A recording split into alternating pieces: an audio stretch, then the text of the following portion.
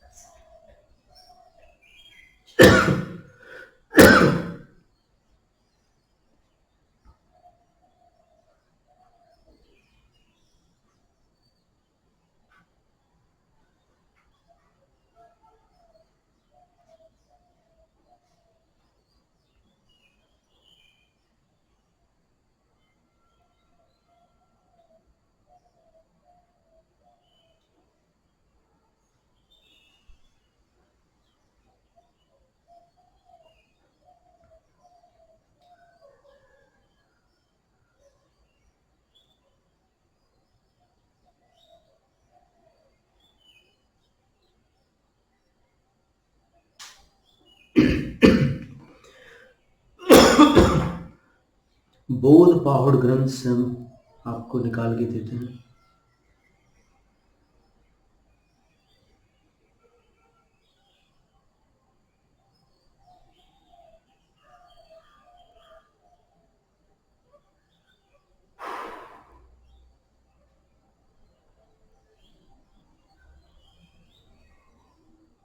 अन्वेषण कर रहे हैं।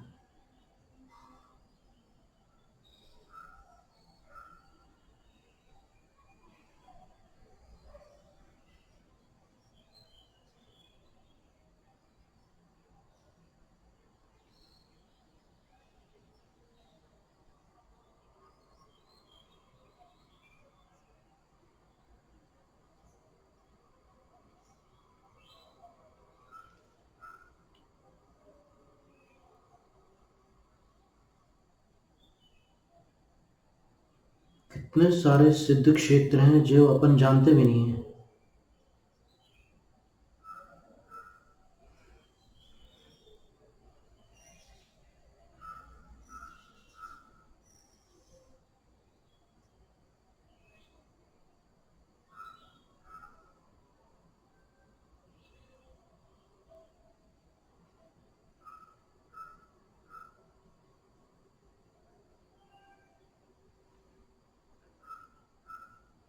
वैसे भी विलंब तो हो ही गया आज प्रारंभ करने में।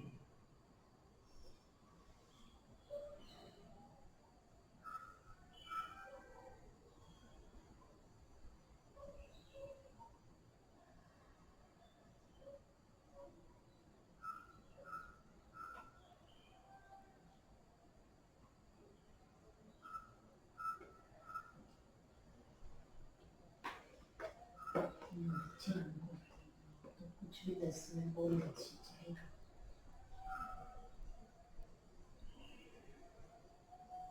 सबको आशीर्वाद दे दो अच्छे से आज।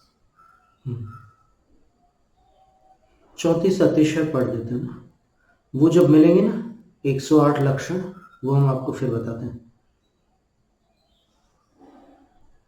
नित्य निस्वेदत्व,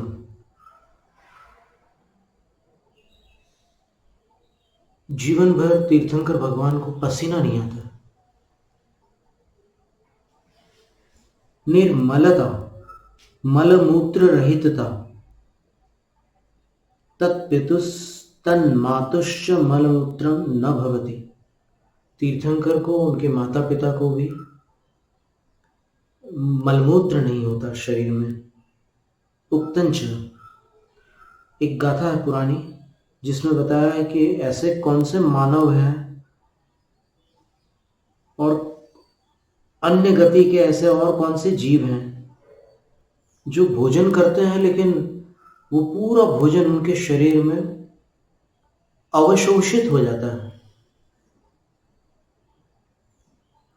मल के रूप में कुछ भी विसर्जित नहीं होता।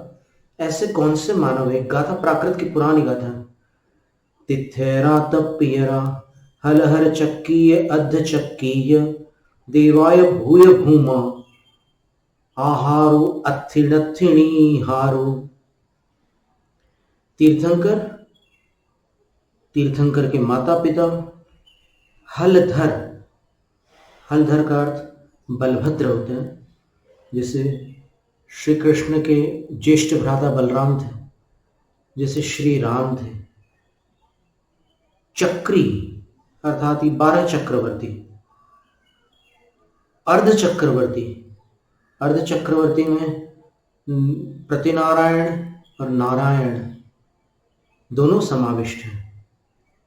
देवा, देवगति के जो देव होते हैं वे, और भूय भूमा, भोग भूमिज और कुभोग भूमिज जो प्राणी होते हैं, उनमें आहारो अच्छी, आहार तो है, निहारो नथी, लेकिन उनके शरीर से मल मूत्र विसर्जित नहीं होते, निर्हार से रहित होते हैं। 2 अतिशय हो गया। एक, पसीना नहीं आता उनके शरीर से कभी, और फिर भोजन लेते हुए भी मलमूत्र नहीं उत्पन्न होते। तथा उसी तरह तीर्थकराणां श्मश्रूणि, श्मश्रुणि कूर्चश्च न भवति शिरसि कुंतलाश्च भवन्ति। तीर्थंकरों को श्मश्रु का अर्थ होता है मूछ, और श्मश्रुणि द्विवचन दिया है। देखिए कैसी बात है कि बाई मूछ और दाहिनी मूछ, इस हिसाब से श्मश्रुणि 2 मूछ। फिर कूर्चश्च, दाढ़ी भी नहीं होती, और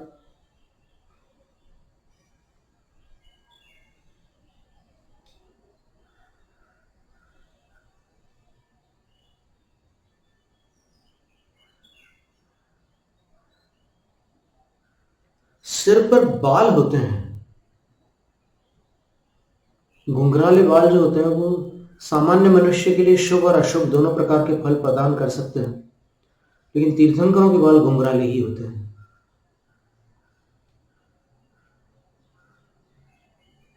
शिरसि कुंतलास्तु भवन्ति, ऐसे घुंघराले बाल। गोमटेश्वर बाहुबली भगवान के शीर्ष पर बालों के 64 आवर्त है। भगवान के सिर पर आप गिनेंगे अच्छे से तो बस पीछे से लेकर ऐसे यहाँ सामने तक के पूरे ऐसे 64 आवर्त बने हुए हैं, गोल गोल गोल गोल। पर यहाँ तीर्थंकर की बात चल रही थी। शिरसि कुंतलाश्च भवन्ति तथा चोक्तम, कहा भी है केशों के विषय में एक गाथा है ये पुरानी। देवाभियन्नीरय्या हलहर चक्कीय तहयति थयरा सव्वे केशव रामा कामांडि कुंचिया हुन्ति। और दाढ़ी मूछ किनके किनके नहीं होती, तो उन सब को एक गाथा में बता दिया। देवों को नहीं होती, नारकों को नहीं होती, बलभद्रों को नहीं होती, से श्री राम को नहीं थी, बलराम को नहीं थी, चक्रवर्तियों को नहीं होती, तीर्थंकरों को नहीं होती, और सभी नारायण को, प्रतिनारायण को नहीं होती। ये प्राचीन जैन गाथा है। इसके अनुसार राम लक्ष्मण को भी दाढ़ी मूछें नहीं थी और रावण को भी नहीं थी, जबकि रावण को डरावना बताने के लिए और फिर अहंकारी बताने के लिए सर्वत्र जितने भी चलचित्र होते हैं, जितने भी नाट्य होते हैं, जितनी रामलीलाएं होती हैं और अन्य भी जहां जहां रामायण को लेकर के चर्चा होती, वहां रावण को कभी भी इस रूप में नहीं बताया जाता। लेकिन यहां गाथा में लिखा है निकुंचिया होती, उनके फेस पर माने चेहरे पर बाल नहीं होते, भ्रुकुटियां होती हैं, केश पर, शीर्ष पर केश होते हैं। तो ये एक नियम बताया है। इसके उपरांत और कौन से अतिशय हैं भगवान के शरीर में? ये शरीरगत अतिशयों का वर्णन है। क्षीर गौर रुधिर मांसत्व, जिनेंद्र भगवान का न केवल रुधिर किंतु बाल्यकाल से जो जन्मे हुए तीर्थंकर हैं उनका रुधिर और मांस सब कुछ क्षीर गौर होता है। क्षीर गौर का अर्थ होता है दुग्ध धवल, दूध जैसा श्वेत होता है। और शरीर की जो आकृति है वो समचतुरस्र संस्थान है। समचौरस संस्थान यानी आकार होता है भगवान का। और संघनन का अर्थ होता है अस्थि बंधन। वज्र ऋषभ नाराच संघनन होता है। ऋषभ का अर्थ यहाँ पर ये वेष्टन होता है अपना, ये जो कमर की हड्डी है जिसको अंग्रेजी में मेडिकल साइंस में सैक्रम बोलते हैं। और नाराज का अर्थ अस्थियों को जोड़ने वाली कुछ ऐसी कीलिकाएं होती हैं। 6 प्रकार के अस्थि बंधन होते हैं, तो उनमें ऐसी कीलिकाएं होती हैं। ये सब वज्रवत दृढ़ होते हैं, जो डायमंड जैसे, जितना हार्ड डायमंड है हीरा, ये हीरे के समान सुदृढ़ होते हैं। और वज्र ऋषभ नाराज संगनन वाले ही मोक्ष पुरुषार्थ को पूर्ण कर सकते हैं, यदि कर ले तो। सुकुमार स्वामी ने पुरुषार्थ किया था पर उनको देवगति प्राप्त हुई थी। लेकिन निकट भविष्य में मोक्ष अवश्य होगा, तब भी जो तद्भव मोक्ष जाने वाले हैं उनके पास ये होना बहुत आवश्यक है। संस्थान का नियम नहीं है। देखिए कितनी विचित्र बात है। नमो अरहंताणम में अपन एक बहुत महत्व की बात ये पढ़ते पढ़ते अपन जान ले कि आकृति का कोई नियम नहीं है मोक्ष जाने के लिए, लेकिन ये अस्थि बंधन की सुदृढ़ता अनिवार्य है। इसके बिना शुक्ल ध्यान नहीं हो सकता, क्षपक श्रेणी नहीं हो सकती इस संगनन के बिना। आकृति का नियम नहीं है, इसका अर्थ यह हुआ कि जो 6 प्रकार की आकृतियां बताई है नाम कर्म के भेदों में, षट संस्थानानि, उनमें समचतुरस्र संस्थान है, न्यग्रोध परिमंडल संस्थान है, फिर स्वाति संस्थान है, कुब्जक संस्थान है, वामन संस्थान है और हुंडक संस्थान है। इन चारों संगनन के साथ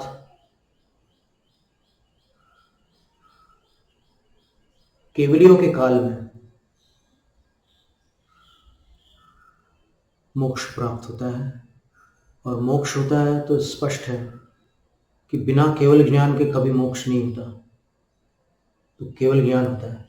केवल ज्ञान जिनको होता है वो अरहंत होते हैं, अरिहंत होते हैं, अरुहंत होते हैं। तो अपन हमेशा से कल्पना करते आए हैं कि भगवान बहुत सुंदर होते हैं, पर तीर्थंकर भगवान आदि कुछ ऐसे भगवान हैं जो बहुत सुंदर होते हैं। सारे भगवानों की ये स्थिति नहीं है। सब भगवंत वैसी स्थिति को प्राप्त नहीं होते। किन्हीं ने पूर्व भव में संस्थान नाम कर्म अशुभ बांध रखा हो और वो उदय में आ गया और उनने इस जीवन में ऐसा पुरुषार्थ किया कि केवल ज्ञान प्राप्त कर लिया। तो ऐसी स्थिति में जिनका आकार प्रकार बिल्कुल बेडौल है,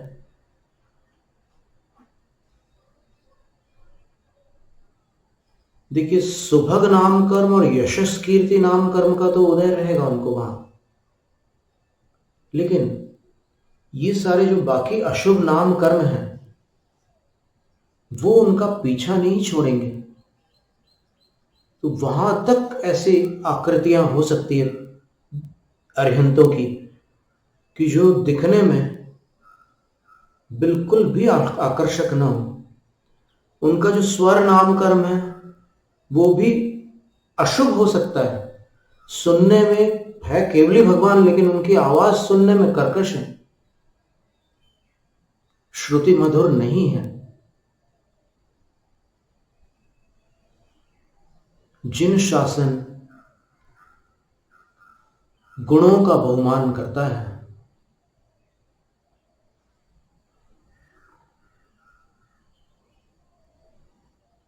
इसलिए यदि सचमुच अरिहंत भगवान के गुणों से अपना धर्मानुराग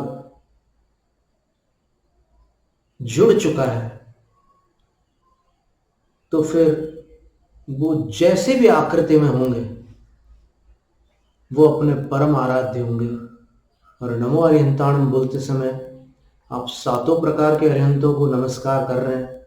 उनमें जो सामान्य केवली हैं, सामान्य केवलियों में ऐसे भी कई केवली हो सकते हैं जिनके आकार, जिनका स्वर, उनमें कोई आकर्षण नहीं है। भले ही परछाई नहीं पड़ेगी उनकी, वो जहां चले जाएंगे 100 योजन तक अकाल नहीं पड़ सकता, दुर्भिक्ष नहीं हो सकता। अभी अपन आगे देखते हैं। और तीर्थंकरों की बात चल रही है। सुरूपता, उनका रूप यानी उनकी सुंदरता होगी ही होगी, उनमें सुंदरता होगी होगी। उनका शरीर असुंदर हो ही नहीं सकता। सुगंधता, उनका शरीर सुगंधित होगा। मल्लरेव गंधो यस्यासौ मल्लिनाथ। मल्लिनाथ भगवान का नाम मल्लिनाथ क्यों है?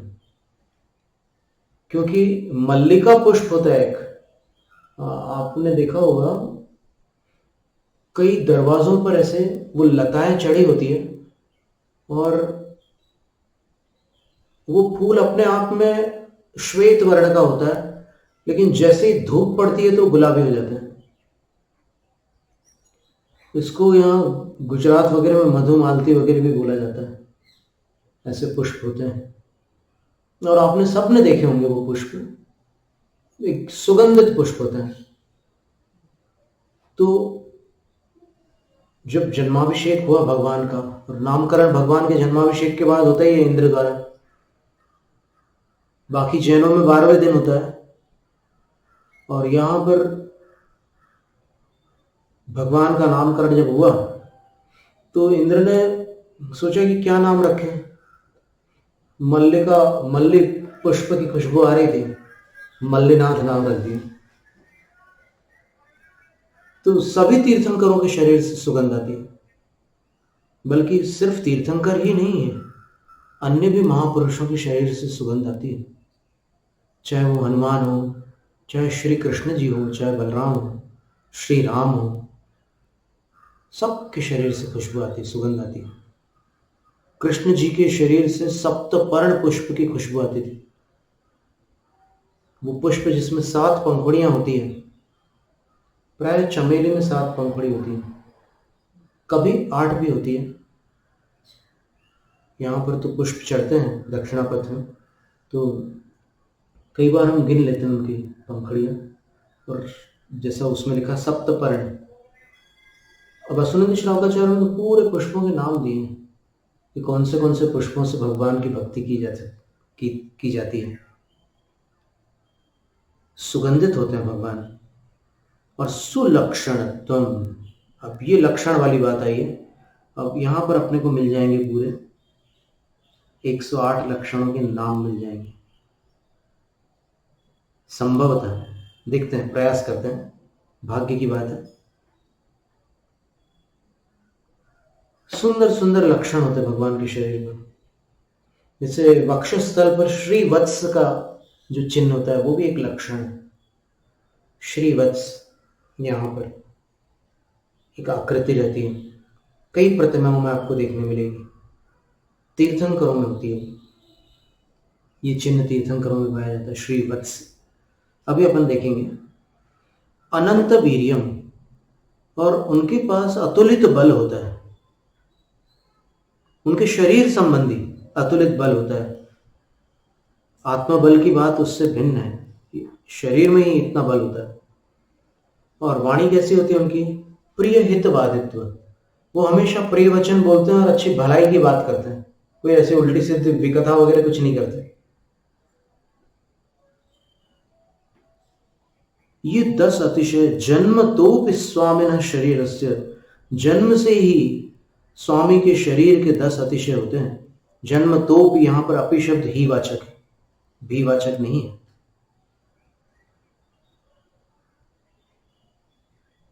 इसके बाद घाती कर्मों के क्षय से जब उनको केवल ज्ञान होता है, तब और 10 अतिशय प्रकट हो जाते हैं। कौन से 10 अतिशय होते हैं? तो कह रहे हैं अष्टपाहुड़ की गाथा क्रमांक हम बता देते हैं।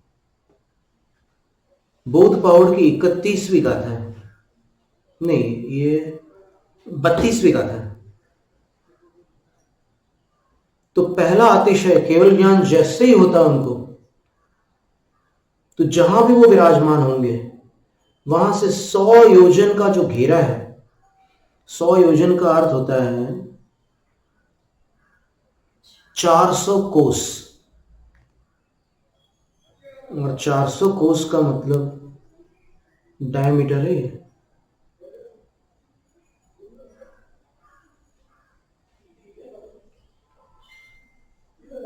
1300 किलोमीटर, 1300 किलोमीटर का जो पूरा घेरा है उनका, वहां सुभिक्ष हो जाता है। सुभिक्ष का अर्थ है सब हरा भरा हो जाता है। जो सूखा पड़ा होता है ना, वो सब समाप्त हो जाता है। कोई भी केवली भगवान हो, अब जिनको देखकर कई लोग नाक मुंह सिकोड़ रहे होंगे और वो केवली हो, मान लो वो परछाई पड़ रही है कि नहीं वो ध्यान ही नहीं है किसी का, सिर्फ उनका ऊपर का आकार देख करके वो राग द्वेष कर रहे हैं। उनको ये नहीं पता उन जीवों को कि ये यहां पर है, इसलिए 1300 किलोमीटर तक अकाल नहीं पड़ सकता।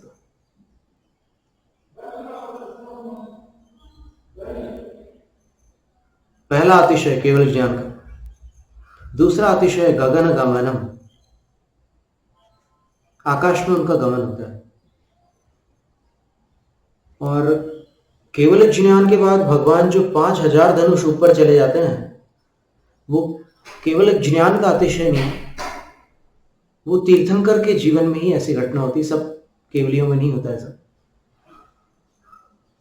तिलोक पंडित में तीर्थंकर भगवान के विषय में ऐसा उल्लेख है कि वो जैसे केवल ज्ञान को प्राप्त करते हैं तो 5000 धनुष ऊपर चले जाते हैं। 5000 धनुष का मतलब हुआ 8 किलोमीटर।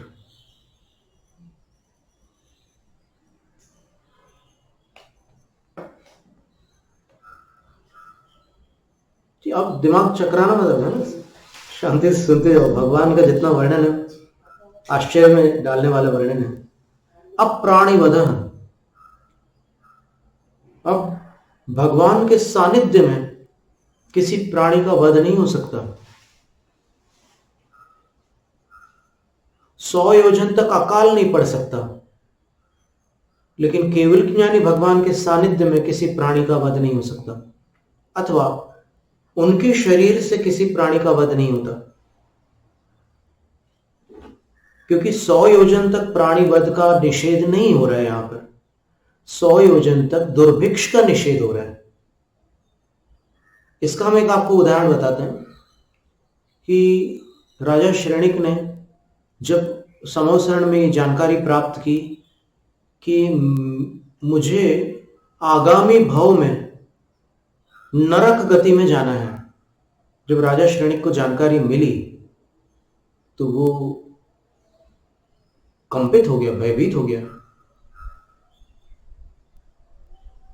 60,000 प्रश्न पूछे थे राजा श्रेणिक ने महावीर भगवान के समोसरण में। उन्होंने एक प्रश्न पूछा कि राजगृह नगरी से, मेरे राज्य से, क्या मैं अकेला नरकगामी हूं? तब गणधर देव बोले कि 2 लोग और जाने वाले हैं। तुम सप्तम पृथ्वी में जाने वाले थे, पर तुमने सम्यक दर्शन प्राप्त कर लिया, क्षायिक सम्यक दर्शन प्राप्त कर लिया। नरकायु को बांधने के बाद तुम्हें सद्बुद्धि आ गई और तुमने 16 कारण भावनाओं में से जितनी तुम्हारी भूमिका में संभव थी वो भावनाएं भी कर ली। परिणाम ये निकला कि अब तुम्हें क्षायिक सम्यक दृष्टि को जो जगन्यायु प्राप्त होती है नरक गति में, वो प्राप्त होने वाली है। तुम रत्न प्रभा पृथ्वी के सीमंतक नरक में 84,000 वर्ष की आयु को लेकर नारक पर्याय में उत्पन्न होंगे। लेकिन जो बाकी 2 लोग हैं उनमें से एक तो नर्तकी गणिका है, लोगों को व्यसन कराकर मनोरंजन प्रदान करने वाली एक नारी है तुम्हारे नगर में। वो 6ठी पृथ्वी में जाने वाली है, 6ठी पृथ्वी में जाने वाली, उसका नाम शुभा है। और तुम्हारी नगरी में जो मांस व्यसन में आसक्त रहने वाले लोग हैं उनके लिए प्राणी वध करने वाला एक वधिक है, अंग्रेजी में जिसको बुचर बोलते हैं और उर्दू में जिसको कसाई बोलते हैं।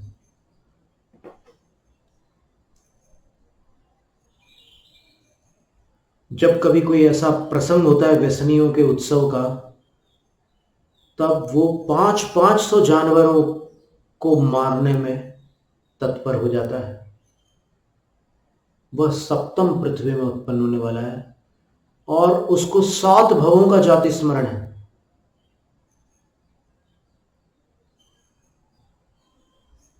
ये उसकी 8वीं पुरुष पर्याय है और वो ये मानता है कि मनुष्य पर्याय पुण्य से प्राप्त नहीं होती, क्योंकि मैंने इतने जन्मों से कोई पुण्य नहीं किया, तो मैं तो जानवरों को मारूंगा, मेरी आमदनी होती उससे। मुझे मांस व्यसनी लोग जी भर के माला माल करते हैं।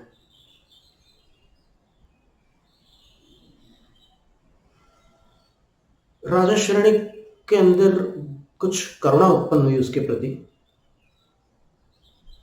और राजा श्रेणिक ने सोचा कि इनको कुछ अपन, जैसे मैं बच गया एकदम नीचे जाते जाते, तो वैसे इसका कुछ हो जाए। तो राजा श्रेणिक ने उससे कहा कि तुम छोड़ दो। तो बोले कि हे महाराज, मैं आपकी सब बात मानने को तैयार हूं, लेकिन ये काम नहीं छोड़ सकता, क्या करूं? तब राजा ने बोला कि यदि मैं आदेश दूं तो भी नहीं छोड़ पाओगे? तुम्हारी सारी आर्थिक व्यवस्था कर दूंगा।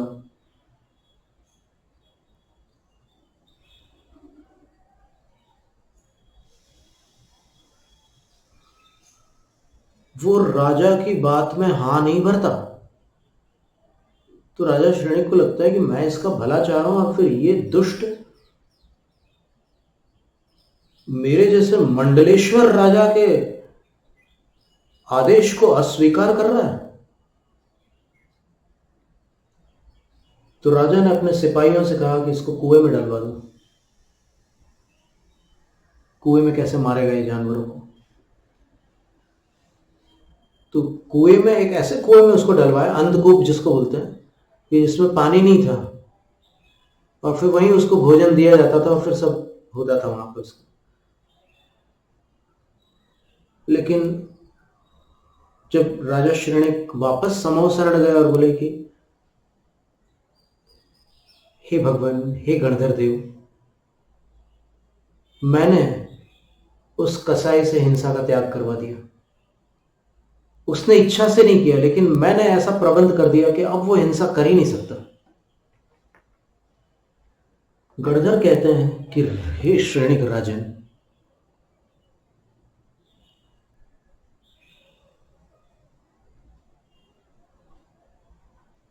हमारे ज्ञान में तो ये दृष्टिगोचर हो रहा है कि वो अभी भी हिंसा कर रहा है।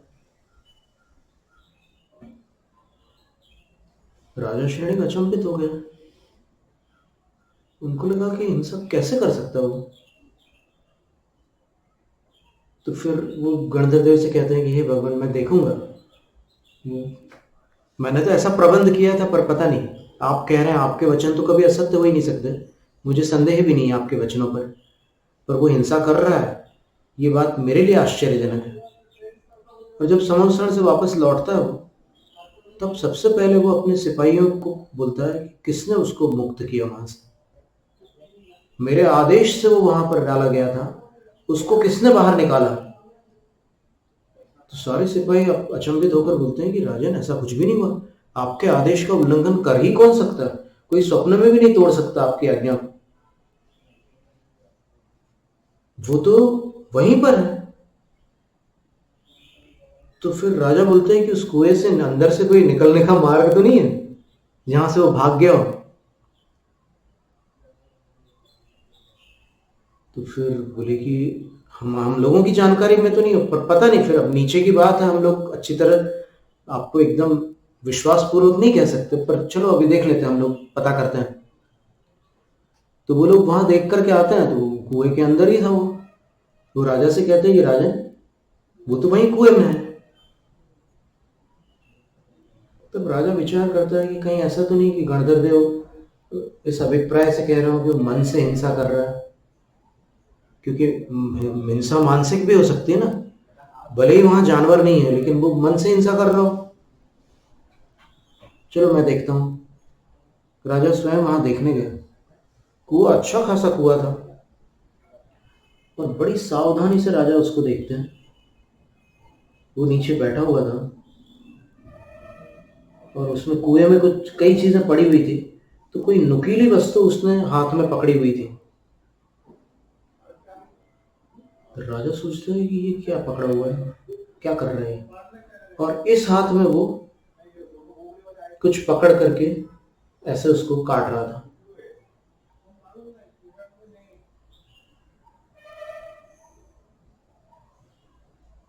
और जब छानबीन हुई, तब पता चला कि उस कुएं के नीचे जो गीली मिट्टी थी,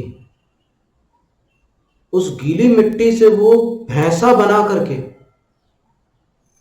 वो जो उसको औजार जैसा जो कुछ भी मिला था, लकड़ी होगी या फिर जो भी पड़ा होगा, उससे उसका वध कर रहा था।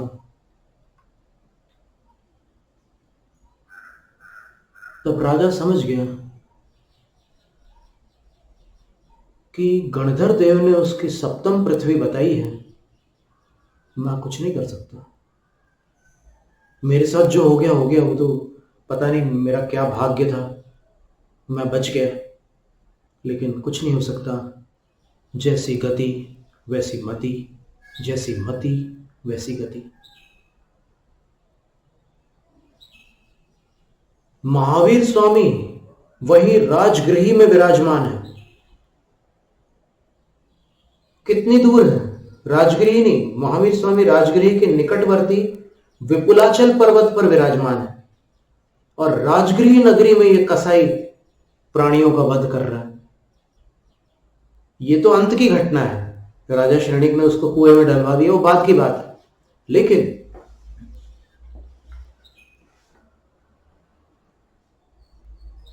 100 योजन से तो बाहर नहीं था ना वो, 1300 किलोमीटर दूर तो नहीं था। तो अभिप्राय यह था कि प्राणी वध भगवान के पास नहीं होता, उनके सानिध्य में नहीं होता। 100 योजन की दूरी तो बहुत बड़ी दूरी है, वहां तक सुभिक्ष नहीं होगा, प्राणी वध तो हो सकता है। जिससे उस कसाई का नाम था काल सौकरिक, जो सप्तम पृथ्वी को प्राप्त हुआ, वो प्राणीवध करता था वहां। एक घटना और है जो आपको सबको मालूम है कि भगवान के समवसरण के बाहर कुछ दूरी पर एक प्राणी का प्राणांत हो गया था। स्मरण है? महावीराष्टक आपको याद है? हाथी के पैर के नीचे एक सैनी पंचेंद्रिय सम्यक दृष्टि मेंढक जो मुंह में कमल पकड़ा हुआ था दब गया था। प्राणीवध तो हुआ ना, अभिप्राय से नहीं हुआ लेकिन वध हुआ ना, उसकी मृत्यु तो हो गई। तो इससे ये बात स्पष्ट है कि 100 योजन तक सुभिक्ष होता है, प्राणीवध का अभाव नहीं होता।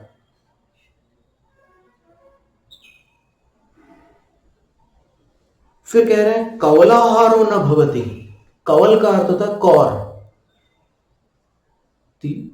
केवल ज्ञानी भगवान कौर बना करके भोजन नहीं करते। उपसर्गो न भवति, उनके ऊपर उपसर्ग नहीं होता। केवलिना उपसर्गम भुक्तिंच ये कथयन्ति ते प्रत्युक्ता भवन्ति। कहीं कहीं ऐसी मान्यता है कि केवलियों पर भी उपसर्ग हो सकता है, केवली भी भोजन करते हैं। तो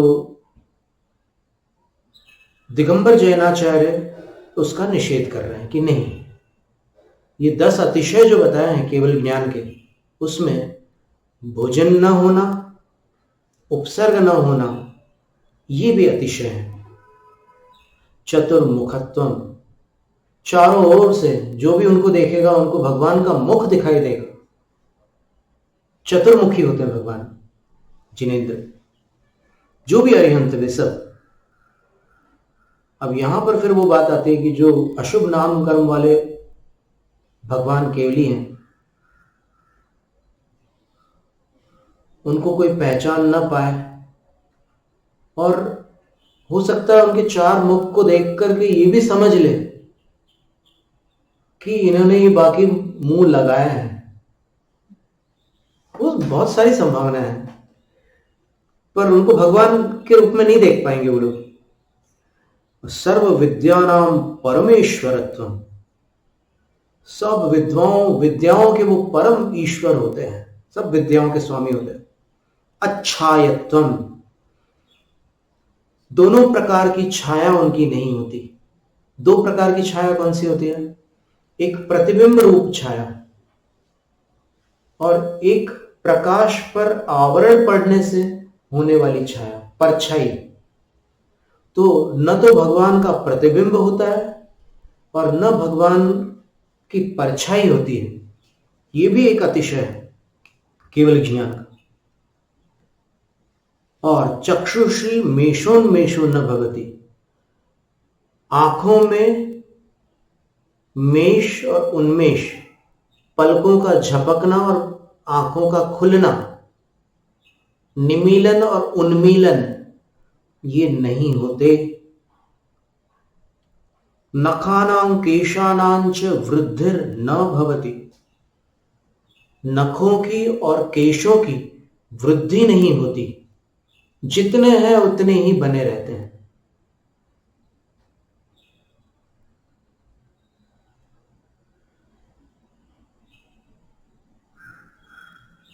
जितने हैं उतने ही बने रहते हैं। एते दशातिशया घाती कर्म क्षयजा भवन्ति। ये 10 अतिशय घाती कर्मों के क्षय से उत्पन्न होते हैं, सभी अरिहंतों को होते हैं। नमो अरहंताणु, नमो अरिहंताणु, नमो अरुहंताणु। जैनम जयतु शासनम। अब जो 14 देवकृत अतिशय है और अन्य जो विशेषताएं हैं तीर्थंकरों की, उसकी चर्चा आगामी सत्र में देखेंगे अपन। नहीं तो इतना तो बहुत कुछ है, अपने को काफी कुछ सीखने मिल गया है। अपने जीवन के कल्याण के लिए इतना ही पर्याप्त है। जैनम जयतु शासनम।